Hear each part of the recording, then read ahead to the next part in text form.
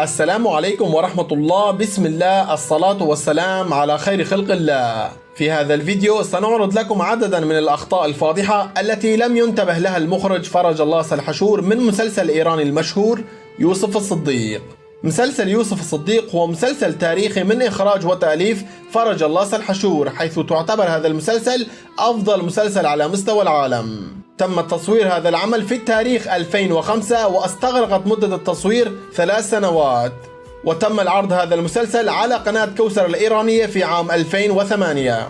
هناك العديد من المحطات التلفزيونية الشهيرة رفضت لعرض هذا العمل لأن هناك من جسدوا فيها شخصيات الأنبياء والملائكة. وعلى الرغم من كل الاعتراضات من جانب قنوات التلفزيونية لعرض هذا العمل، إلا أنها حصلت على مشاهدات عالية وما زال مسلسل قائمة على مشاهدات عالية. وبعد أن عرضت هذا المسلسل على قناة كوثر وأثبتت نجاحا كبيرا، حيث كثرت عليها طلبات الشراء بمبالغ كبيرة وهائلة، وبعدها دبلجت إلى عشرات اللغات في العديد من بلدان متفرقة.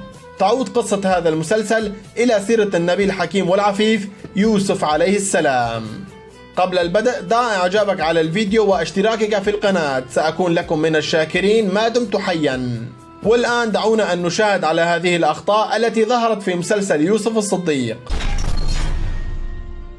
أولا، في هذا المشهد وتحديدا في الحلقة الأولى نرى أن ساحرة إستر تدعو للعشتار العاجزة أن يمطر مطرا على أهالي فدان أرام، ولكن تخطئ في الكلام، بدلا أن تقول فدان أرام قد تقول حران، وحران هو اسم خاطئ، وهذا يعتبر خطأ فاضح. عسى أن تبعدي عن ديارنا القحط واليباس وتنزلي على أهالي مدينة حران مطر رحمتك.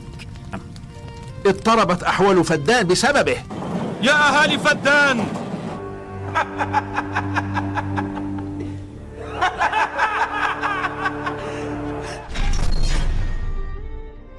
ثانيا، في هذا المشهد وتحديدا في حلقة 11 وما قبله نرى أن مالك بن زعر يعطي سك العبودية ليوسف حين أتى ليرجعه.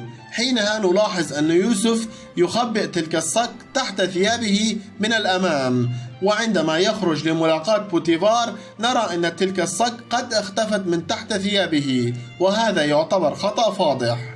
لا أود أن تسمع ما سيدور بيننا من نقاش.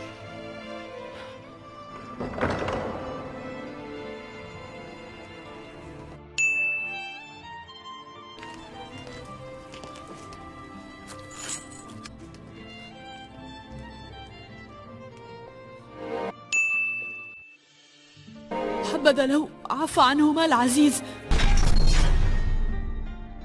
ثالثا، في هذا المشهد وتحديدا عندما قرر يوسف أن يفرق الطعام الزائد للعبيد، نرى بشكل واضح وتام بأن يوسف يضع تفاحتين على طبق الطعام، ولكن أثناء توزيع الطعام يؤخذ كل من عبيد تفاحة من جهة مختلفة، وبعد تغيير إحدى زوايا من التصوير نرى أن تلك التفاحتين قد عادوا على الطعام ويؤخذا بجهة واحدة، وهذا يعتبر خطأ فاضح.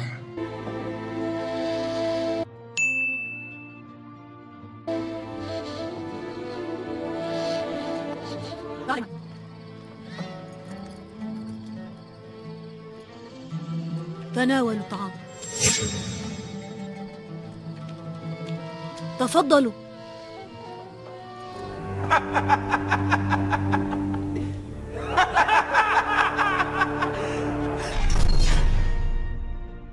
رابعا، في هذا المشهد وتحديدا قبل دخول يوزرسيف إلى السجن بلحظات، حيث نرى أن قائد السجانين يحذر يوزرسيف بالعراق مع المساجين، ولكن بعدما يوزرسيف تعارك مع نيني فيركبتا نرى أن الرئيس كيدامين يزعم بأنه هو من حذر يوزرسيف بالتعارك مع المساجين، ولكن في الحقيقة قائد الحراس هو من حذره، وهذا يعتبر خطأ فاضح. أشدد عليك أن تتجنب العراك مع سجناء زفيرة، إنهم مخلوقات خطيرة جدا. قلت لك من قبل ألا تتشاجر مع المساجين، وبدأت فور وصولك. لنرى من هو يوزرسيف هذا. سلام الله عليك أيضا. تحيات إلى هورنهوب. ادفع ضعفين. 3000.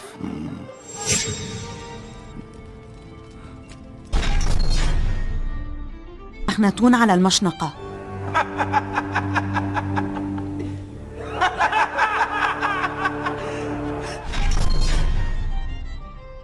سابعا، في هذا المشهد وتحديدا عندما يوزرسيف أصبح مستشارا لدى الحاكم، في حينها أمر يوزرسيف بإطلاق السراح لكل السجناء. كلنا على علم أن عدد السجناء كان قليلا، وحين خرجوا من باب زفيرة نرى أن عددهم قد أصبح بأضعاف، وهذا يعتبر خطأ فاضح. فإن هذا البلاغ يعتبر بمثابة حكم الحرية لكل السجناء.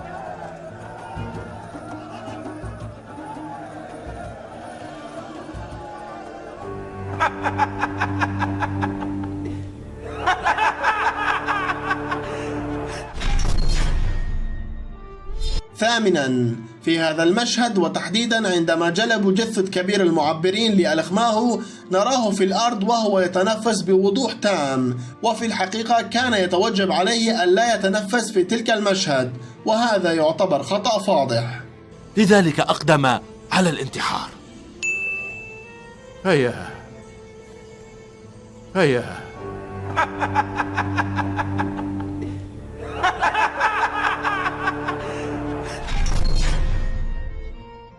تاسعا، في هذا المشهد وتحديدا عندما باديمون اقتحم مخازن الحنطة نرى أن بنتو أراد أن يطعن إحدى جيوش باديمون، حينها نلاحظ أن الرمح تلتوي بين يديه، وهذا يعتبر خطأ فاضح.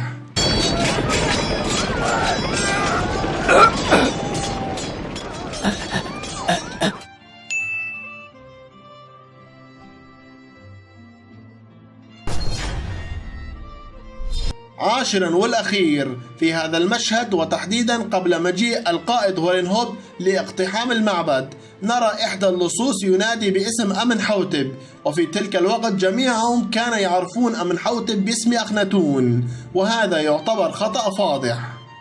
اللعنة على أمنحوتب، اللعنة على أمنحوتب. قبل الختام ضع إعجابك على الفيديو واشتراكك في القناة، سأكون لكم من الشاكرين ما دمت حيا. دمتم في أمان الله.